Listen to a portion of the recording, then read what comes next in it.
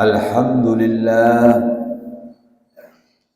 alhamdulillahilladzi an'ama alaina wa hadana ala dinil Islam. Asyhadu an la ilaha illallah wahdahu la syarika lah wa asyhadu anna Muhammadan abduhu wa rasuluh wa asyhadu anna Muhammadan abduhu wa rasuluh. Allahumma salli wa sallim wa barik ala sayyidina wa maulana Muhammad wa ala alihi wa ashabihi wa auladihi wa dhurriyyatihi ajma'in. Amma ba'du, fa ya ibadallah, usikum wa iyaya bitaqwallah, faqad fazal muttaqun. Wa qad qala Allah ta'ala fil Qur'anil 'azim, a'udzu billahi minasy syaithanir rajim, ya ayyuhalladzina amanu taqullaha haqqa tuqatih wa la tamutunna illa wa antum muslimun. Shadaqallahul 'azim. Ma'asyiral muslimin, jamaah salat Jumat yang dimuliakan oleh Allah Subhanahu wa taala. Pada suatu ketika ada beberapa sahabat yang diantaranya adalah Sayyidina Umar bin Khattab mendatangi Nabi kita Muhammad sallallahu alaihi wasallam. Kemudian mendapati Nabi kita Muhammad sallallahu alaihi wasallam dalam suatu ruangan tidur tanpa beralaskan apapun dengan suatu anyaman tikar yang sangat kasar. Maka ketika sahabat itu datang, Nabi kita bangun, kemudian anyaman tikar itu membekas di punggung beliau.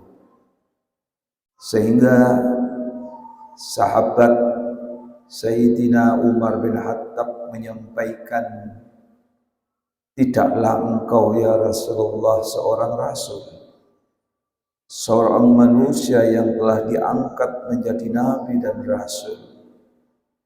Tidaklah seorang raja dari Romawi dan Persia dengan begitu megah mahkota dan kemewahannya, sedangkan engkau seorang rasul dalam kondisi tidur yang beralaskan anyaman tikar yang tentu tidak cocok disandingkan kepada seorang nabi, yaitu Nabi kita Muhammad sallallahu alaihi wasallam. Apakah perlu saya ambilkan suatu tempat tidur yang lebih layak? Maka Nabi kita Muhammad sallallahu alaihi wasallam itu menolak. Kemudian ada suatu ungkapan yang mungkin kita harus ingat-ingat dalam hidup kita. Semoga kita akan menjadi manusia yang diselamatkan dan selamat di dunia hingga akhirat. Ucapan Nabi kepada para sahabat pada waktu itu, mali walid dunya, apa fungsi dunia itu bagiku? Wa ma ana fid dunya illa karaqib, tidaklah aku hidup di dunia ini karaqib, kecuali bagaikan seorang musafir yang hanya melewati dunia ini. Tempat ini bukan tanah airku, tempat ini bukan rumah kita yang asli. Rumah kita itu adalah akhirat. Istadalla tahta syajarah, manusia karena sebagai seorang musafir hidup di dunia ini bagaikan berteduh di bawah pohon, summaroha, kemudian beristirahat sejenak seperti kita saat ini. Fatarokaha, kemudian meninggalkan alam dunia yang fana ini. Ma'asyiral muslimin rahimakumullah. Ucapan Nabi ini sangat mendalam, yang apabila kita pahami, kita resapi, maka akan menimbulkan suatu semangat dalam diri kita bahwa di dunia ini persis apa yang telah disampaikan oleh Imam Ghazali, ad-dunya mazra'atul akhirah, dunia itu hanyalah tempat atau ladang bercocok tanam, hanyalah beramal, tidak ada tempat lain yang beramal kecuali dunia ini. Oleh karena itu, kalau kita mengikuti 4 alam yang telah kita lewati dan akan kita lewati, ada alam rahim di kandungan seorang ibu kita, kemudian ada alam dunia pada saat ini, kemudian ada alam kubur, kemudian ada alam akhirat yang mungkin terbagi menjadi setelah kebangkitan kita dari alam kubur, ada alam padang mahsyar yang pada akhirnya vonis akan dijatuhkan kepada semua manusia fil jannah au finnar, di sorga ataupun di neraka. 4 alam ini diawali dengan alam arwah, di mana kita telah dimintai pertanggungjawaban perjanjian kontrak oleh Allah Subhanahu wa taala pada surat Al-A'raf 172 yang potongannya adalah alastu bi rabbikum qalu bala syahidna. Hai manusia, sebelum engkau berjalan dari menuju aku dan akan menuju aku lagi, aku tanya kepada kalian semua, apakah aku ini bukan Tuhan? Kita semua, roh kita itu menjawab, persaksian, dan itu kontrak dan janji kita kepada Allah. Qalu bala syahidna, ya Allah, benar engkau adalah Tuhan kami. Ternyata ketika melewati beberapa alam, bahkan ketika manusia di dunia ini diingatkan kembali, karena kebanyakan mereka yang lupa kepada Allah Subhanahu wa taala, diingatkan perjanjian manusia di alam arwah sana itu, bahwa sesungguhnya dunia ini adalah bukan alam yang sebenarnya untuk kita semua, bahwa manusia kita semua adalah makhluk Allah dan makhluk sorga, dari sorga, dan direncanakan oleh Allah kita ini akan kembali kepada surga. Oleh karena itu Nabi kita Muhammad SAW itu menyampaikan, kullu ummati yadkhulunal jannah, semua umatku akan masuk surga, illa man aba, kecuali mereka yang enggan masuk surga, kata Nabi kita. Mengundang pertanyaan dari sahabat, waman ya'ba ya Rasulullah, siapa umat engkau yang merasa enggan untuk kembali ke surga? Man atau ani, siapa dari mereka yang mentaati perintahku, perintah Allah dan perintahku, dakhalal jannah, mereka akan jadi pewaris surga. Wa man asani, dan siapa di antara mereka yang mengingkari perintah Allah, perintahku selama hidup di dunia dalam perjalanannya menuju Allah, faqad aba, dialah di antara umat-umatku yang enggan masuk surga. Oleh karena itu, ma'asyiral muslimin rahimakumullah, ini pantas kita ingat bahwa kita setelah start dilepas oleh Allah dalam alam arwah, kemudian melalui alam rahim, hampir waktu yang singkat, tidak ada perbuatan amal ibadah di sana. Tetapi pada akhirnya ketika kita berada di alam dunia pada saat ini, hidup lebih lama dibandingkan di alam rahim, Maka kata Imam Ghazali, ad-dunya masra'atul akhirah. Dunia ini adalah kesempatan ladang untuk bercocok tanam.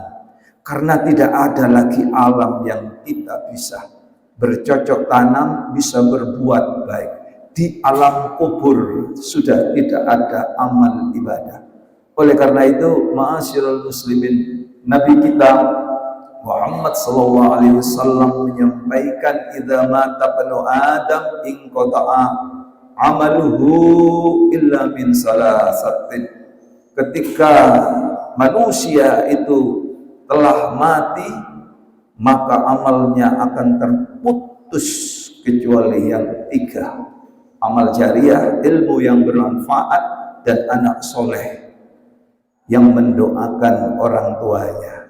Oleh karena itu, alam kubur sudah tidak ada usaha yang bisa kita lakukan, karena alam kubur itu termasuk alam akhirat, sebagaimana yang disampaikan oleh Nabi kita Muhammad sallallahu alaihi wasallam, innal qabra awwalu manzilin min manazilil akhir. Sesungguhnya alam kubur itu adalah tempat, adalah rumah pertama dari beberapa rumah akhirat. Fa inna jaa minhu, maka siapapun manusia yang telah mati dan masuk alam kubur, alam barzah itu, fama ba'dahu aisaru minhu, maka setelah itu, karena ia selamat dalam alam kubur, maka dia akan lebih gampang untuk menuju alam selanjutnya. Fa'illam yanju minhu, tetapi ketika manusia ketika masuk pada alam kubur, alam barzah, tidak selamat karena cocok tanam selama di dunia tidak bisa dilakukan, kata Nabi kita, fama ba'dahu asyaddu minhu, maka kehidupan selanjutnya akan semakin sukar. Oleh karena itu, ma'asyiral muslimin rahimakumullah yang dimuliakan oleh Allah Subhanahu wa taala, tidak ada tempat, hanyalah kesempatan pada hari inilah kita. Wa man nu'ammirhu nunakkisu fil khalqi, siapapun di antara kita yang telah dipanjangkan, katanya Allah, umur kita, nunakkisu fil khalqi, akan aku kurangi nikmat-nikmat pada manusia itu. Afala yaqilun, renungkan manusia. Umur 25 berbeda dengan umur ketika usia itu dibalik 52. Nikmat yang ada pada tubuh kita telah berkurang, semakin berkurang, semakin berkurang. Seperti perjalanan matahari dari timur hingga ke barat telah surup, artinya telah menjemput suatu kematian, redup.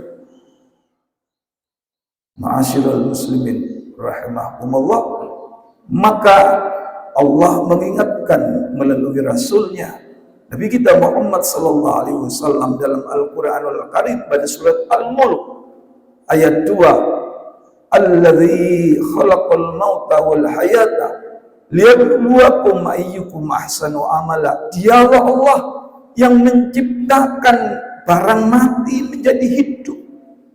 Kita semua ini sebelum hidup adalah barang mati, dihidupkan oleh Allah. Surat Al-Mu'minun ayat 112 memberikan informasi kepada kita, walaqad khalaqnal insana min sulalatin min tin, sungguh aku ciptakan manusia itu dari sari makanan yang mengandung tanah. Orang tua makan nasinya dari tanah, sayur mayurnya dari tanah, buahnya dari tanah, airnya dari tanah, semuanya mengandung tanah. Kemudian summa ja'alnahu nutfatan, itu barang mati. Kemudian aku jadikan nutfah hidup, bersemayam di rahim seorang ibu yang luar biasa. Pada hari ini kita bisa berbicara, kita bisa beribadah, kita bekerja. Allah menyampaikan bahwa kita ini adalah barang mati. Alladzi khalaqal mauta wal hayata. Dialah yang menciptakan barang mati kemudian hidup. Kenapa kita dihidupkan pada saat ini? Liyabluwakum ayyukum ahsanu amala, agar aku bisa menguji mereka hidup di dunia, siapa di antara mereka yang paling baik amal ibadahnya. Dimintai pertanggungjawaban.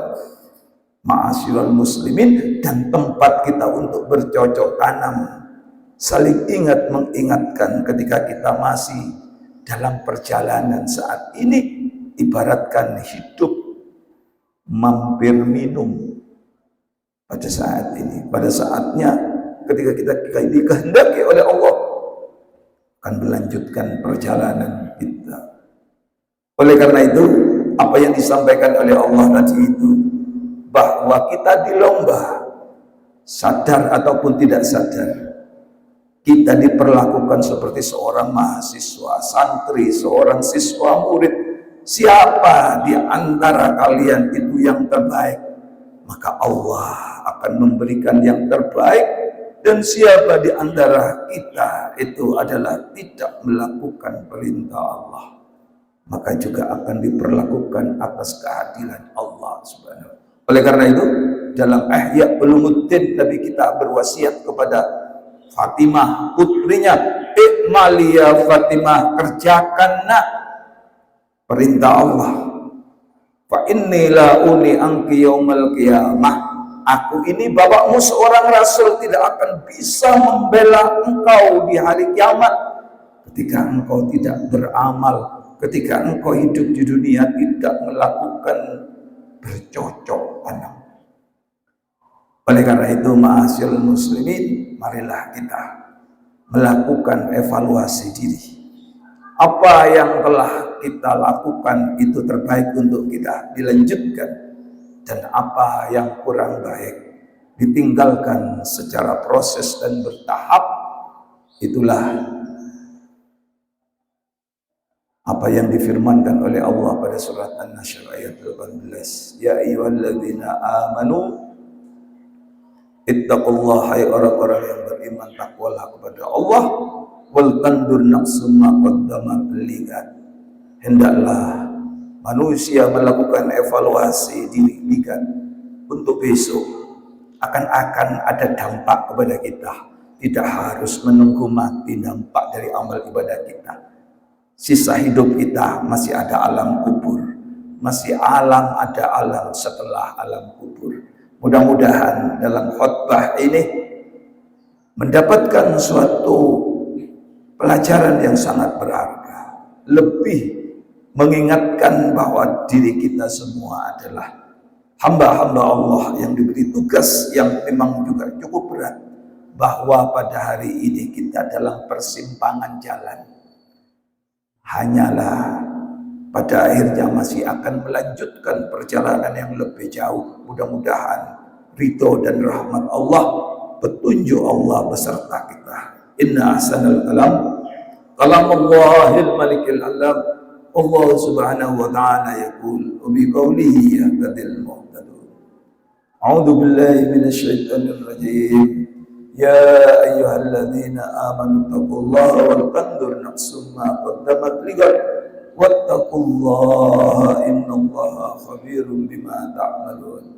Barakallahu li wa lakum minal Qur'anil azim wa nafa'ani wa iyyakum minal ayati wadh-dhikril hakim. Aqulu qawli hadza wa astaghfirullah li wa lakum wa lisairil muslimina wal muslimat wal mu'minina wal mu'minat fastaghfiru innahu huwal ghafurur rahim.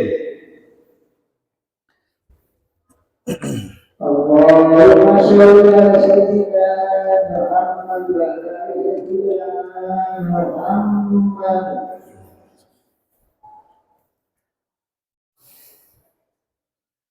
Alhamdulillah hamdan katsiran kama amar. Wa asyhadu an la ilaha illallah wahdahu la syarika lah wa asyhadu anna Muhammadan abduhu wa rasuluhu la nabiyya ba'dah. Allahumma shalli wa sallim wa barik ala sayyidina wa maulana Muhammad wa ala ali sayyidina Muhammad.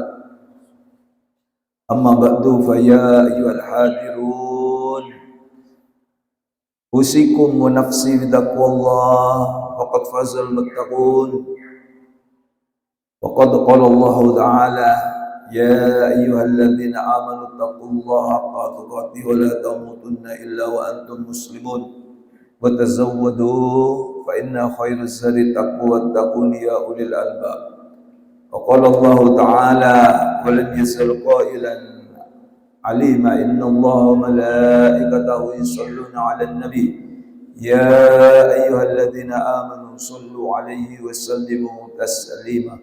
Allahumma shalli wa sallim wa barik ala sayyidina wa maulana Muhammad wa ala ali sayyidina Muhammad waddallahumma ala arba'i khulafa'ir rasyidin Abi Bakr wa Umar wa Utsman wa Ali wa ala baqiyati sahabati wa tabi'in tabi'in tabi'in man tabi'ahum bi ihsan ila yaumiddin wa alaina ma'ahum bi rahmatika ya arhamar rahimin. Allahumma ighfir